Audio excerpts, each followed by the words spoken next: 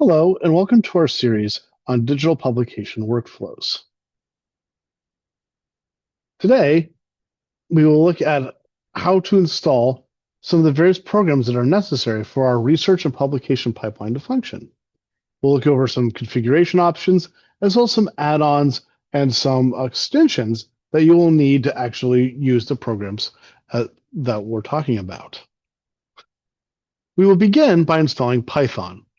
This is a programming language that will bridge different parts of our workflow, as well as allow you to create data visualizations, different kinds of computational works if desired. Even if you never intend to program, this is a very valuable tool to have. For Windows machines, you can go to the Microsoft App Store, as you can see here, and you can simply download the Python Install Manager. Follow the installation steps, and you should have a working Python environment. For Mac and Linux users, you may already have Python installed on your system. We're going to leave that alone because that actually works for some of your functionality that is outside of this pipeline. So we're going to go to the Python download page and download the appropriate Python installer for your machine, and then follow the instructions. So if we're here for a Mac, you will see that the screen came up for download Python 3.14.4. You would simply click on that button and follow the package installations. This should then get Python running on your machine. The next part of this pipeline is Visual Studio Code, where a lot of our actual programming and typing will occur.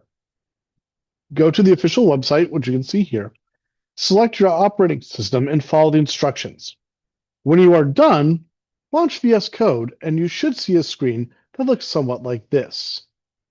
This is the basic interface of VS Code, and we'll be spending a lot of time here for the pipeline. Now, the next step is to install Quarto. Again, go to the Quarto homepage, and you'll find instructions to download Quarto onto your platform. And so you'll see here it says Get Started. You simply click on Get Started. You'll see another screen that says VS Code. Click on that. It'll take you through. When you are done with installing Quarto, our next tool is Zotero. So go to zotero.org, and again, you'll see the download button.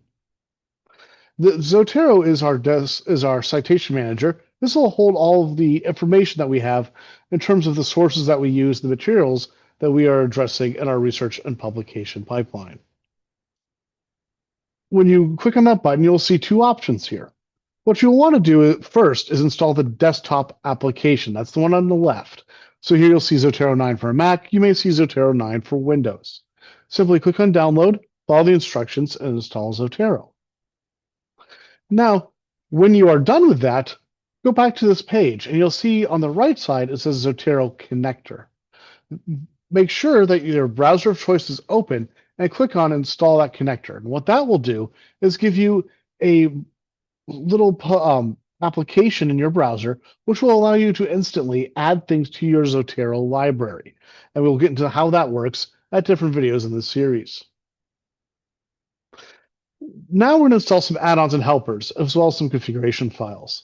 The first thing that we will install is Better BibTeX for Zotero plugin. This helps to set and fix our citations and gives us some quality of life improvements that we're going to want. So download the plugin and follow the instructions to install it on your instance of Zotero. It is very clear about how to do this. It tells you where to put it, how to install it. Just follow the directions, and you will have this on in no time. Then, once you have installed Better BibTeX, you go to Zotero menu, Settings, and click on Better BibTeX.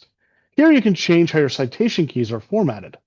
I prefer just to have this author plus year. You may prefer a different format. The actual page of Better BibTeX will talk you through this. BibTeX will automatically append letters to this if there are different kinds of combinations. So, for instance, if I wrote 5 articles in a year, it would say my name and then A, B, C, D, E, F, and so on. This is something that you need to keep in mind and make to your preference, that however you want your documents, your citations, and the way that you're thinking about your sources, this is how you want to structure your Better BibTeX citation key. When that is done, Go back to Visual Studio Code and click on the extension icon. You'll see it circled here. It looks like a series of blocks.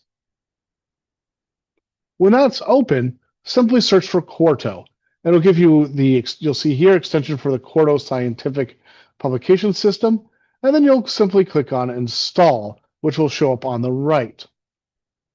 When that is done, search for the Jupyter extension. That's Jupyter, and that'll give you, again, some quality of life and some interesting ways to interact with Python. But when you're done with all that, the software we're going to use should be ready to go. And so for another video in our series, we'll start to actually use this system to see what these different software applications are capable of doing. Thank you, and hopefully you'll join us for another video.